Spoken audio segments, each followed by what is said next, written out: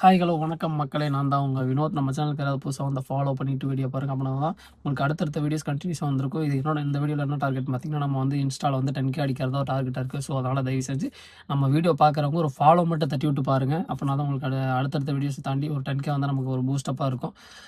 நம்ம இந்த குட்டி விழாக்கில் என்ன பார்க்க போகிறோம்னா 10 நிமிஷத்தில் 10,000 காலி. என்னடா இது 10 நிமிஷத்தில் 10,000 காலி அப்படின்னு சொல்கிறேன், எதுவும் நினச்சிக்காதீங்க. ஆமாங்க, அதாவது நமக்கு இன்றைக்கி வந்து வண்டி சர்வீஸ் அதுமாக வந்துருச்சு. ஸோ அதனால் நேற்று கோயம்புத்தூர் போயிட்டு நம்ம ஈரோடு வந்தோம். நைட்டு ஃபுல்லாக மேட்டுக்கடையில் அவுட் சிட்டி லிமிட்டில் தான் படுத்திருந்தோம். ஸோ வாடகை எதுவும் இல்லை. அப்புறம் காலையில் வந்து கொஞ்சம் ஃப்ரெஷ்ஷப் ஆகிட்டு நின்றுருந்தோம். அப்புறம் ஒரு 700 வண்டி ஓட்டினோம். ஓட்டிட்டு கரெக்டாக 11 மணிக்கு வந்து வண்டி பிளாக் ஆகி போச்சு.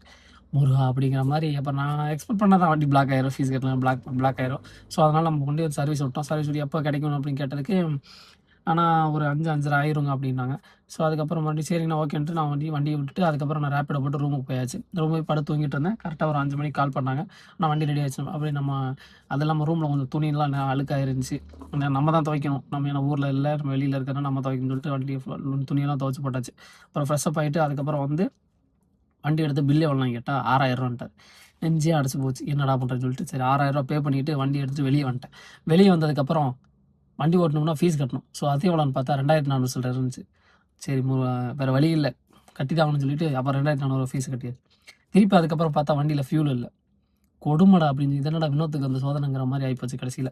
சரி அப்படி இப்படின்னு சொல்லிட்டு நமக்கு அப்புறம் மறுபடியும் ஒரு ஃபியூல் பஸ் ஸ்டாண்டில் போய் ஃபியூல் 1000 போட்டு அதுக்கப்புறம் வண்டி ஓடிட்டு இருந்தேன். இப்போ வந்து ஒரு 2 வாடகை எடுத்திருக்கோம்.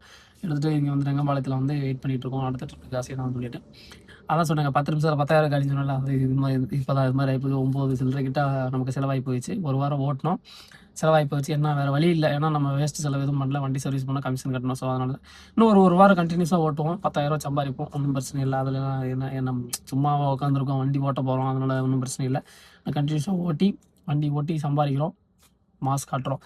அது இல்லாமல் வேறு என்ன விஷயம்னு பார்த்தீங்கன்னா, அதாவது வேறு விஷயம் என்ன சொல்லலாம்னு பார்த்தீங்கன்னா, சரி விடுங்க, இதுவே போதும்னு நினைக்கிறேன்.